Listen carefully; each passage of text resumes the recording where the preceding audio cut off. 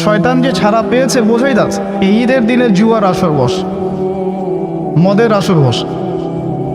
তো এই যে খুশি যারা পালন করছে, এরা কিসের খুশি পালন করছে? এদের সাথে কি রমাদানের কোনো সম্পর্ক আছে? তারাই দেখা যাবে ঈদের দিন কে কত দামি স্যুট পরতে পারলো, পাঞ্জাবি পরতে পারলো, কার বাসায় কত আয়োজন হচ্ছে, কার বাসায় পোলাও কোরমা রোস্ট হবে, কে কত বেশি শোডাং করতে পারে, সেলফি দিতে পারে, পরিবারকে নিয়ে কে কত বেপরদায় ঘুরতে পারে। এদেরকেই দেখা যায় রমাদানের ঈদের দিন, রমাদানের পরে ঈদের দিন ছেলে মেয়েকে নিয়ে রিক্সায় রিক্সায় বেলাল্লা পড়ার মতো ঘুরবে, ডেট করবে, জিনা করবে। যুবকদেরকে দেখা যায় রমাদান মাসেই মাদক সেবন করতে, মানে ঈদের দিনেও মাদক সেবন করতে, এবং ফ্রেন্ড সার্কেলকে নিয়ে এমনভাবে ঘুরতে যে তাদের ঘোরা দেখে শয়তানও লজ্জা পায়। শয়তান বলে হয়তো মনে মনে যে আমাকে আল্লাহ পাক রমাদান মাস কেন, সারা বছরও যদি শিকল দিয়ে বেঁধে রাখে কোনো সমস্যা নেই, তোমরা তো আছোই। শয়তান হয়তো এই কথা বলে, আমরা শুনি না। আর আল্লাহ রাব্বুল আলামিন যে রমাদান মাসে শয়তানকে বন্দি করে রাখেন, এটার প্রমাণ হচ্ছে চাঁদ রাত এবং ঈদের দিন। রমাদানের পরিবেশ আর চাঁদ রাত এবং ঈদের পরিবেশের মধ্যে যে পার্থক্যটা, এটাই বলে দেয় হ্যাঁ আসলেই শয়তান বন্দি ছিল। দেখবেন এই শ্রেণীর মানুষকে যারা রমাদানের হক মোটেও আদায় করে নাই, ইভেন তাদের সাথে রমজান মাসে কোরআনের কোনো সম্পর্কই ছিল না, এরাই দেখবেন ঈদের দিন অথবা ঈদের পরের 2 দিন রাস্তায় রাস্তায় গান বাজাবে, প্রচণ্ড জোরে শব্দ দূষণ করে। কিছু কিছু মানুষ এখন বলতে চেষ্টা করে, বলতে সাহস পায় না, কিন্তু চেষ্টা করে যে আজানের মধ্য দিয়েও নাকি শব্দ দূষণ হয়। এবং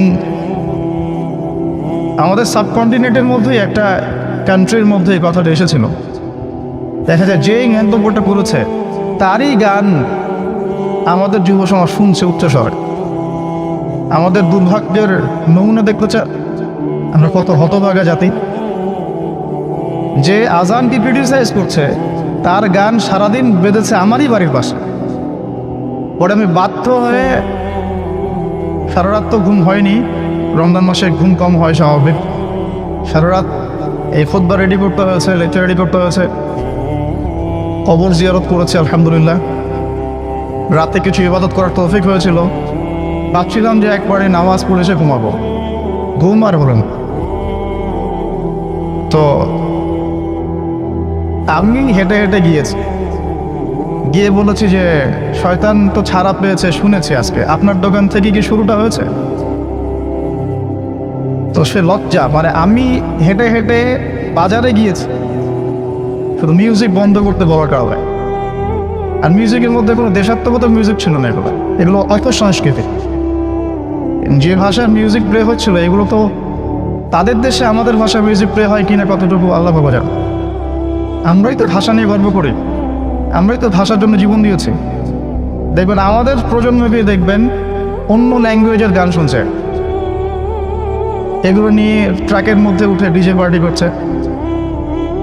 এদের সাথে রমাদানের কি সম্পর্ক আছে? এদেরকে দেখবেন রমাদানে বেশি খুশি, খুশিটা ওদেরই। আসলে খুশিটা কিসের আমি আপনাকে আজকে বোঝাবো ইনশাআল্লাহ। রমজান মাসে দেখবেন মেয়েদের বেলাল্লা পরা, যত কসমেটিক্স বাসায় ছিল সবগুলো আজকে মাখা শেষ, সময় পর্দার কিছু বাকি নাই বাসায়, সব গালে আর দেহে মেখে কাপড় নাম কাওয়াস্তে একটা কাপড় গায়ে দিয়ে, যে কাপড় পরা না পরা রাসূল সাল্লাল্লাহু আলাইহি ওয়াসাল্লাম বলেছেন একই কথা। নিসাউন কাসিয়াতুন আরিয়া এই শব্দ বলেছেন। শেষ জামানে এক শ্রেণী মেয়ে আসবে যারা কাপড় পরে নগ্ন থাকবে। তো এইসব কাপড় পরে বান্ধবীদেরকে নিয়ে দেখবেন রিক্সায়, গাড়িতে ইত্যাদি ইত্যাদি বিভিন্ন বিনোদন কেন্দ্রগুলোতে বেলাল্লাপন, অশ্লীলতা।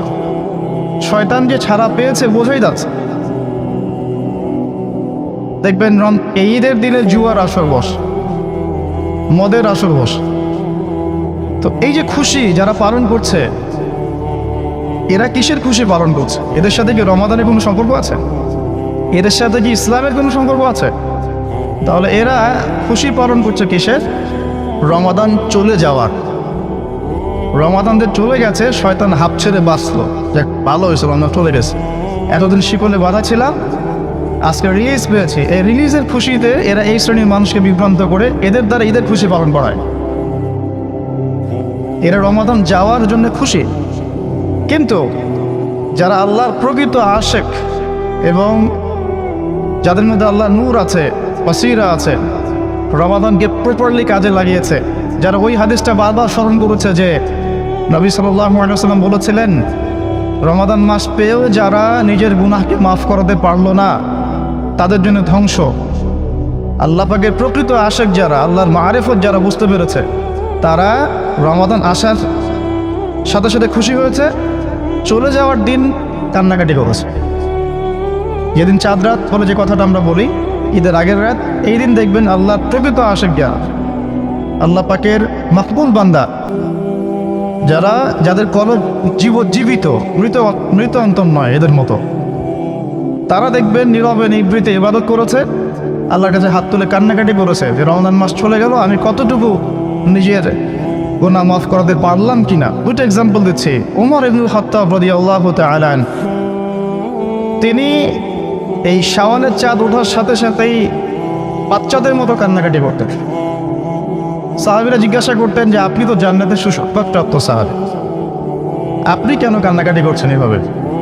ওমর রাদিয়াল্লাহু আনহু বলতেন যে নবী সাল্লাল্লাহু আলাইহি ওয়াসাল্লাম এই হাদিসটা, যে ব্যক্তি রমাদান মাস পেয়েছে কিন্তু রমাদান মাস পেয়েও নিজের গুনাহ মাফ করাতে পারলো না, তার জন্য ধ্বংস। তিনি বলতেন, আমি তো জানি না যে আমার গুনাহ আল্লাহ মাফ করেছেন কিনা। এভাবে কথা বলতেন ওমর রাদিয়াল্লাহু আনহু।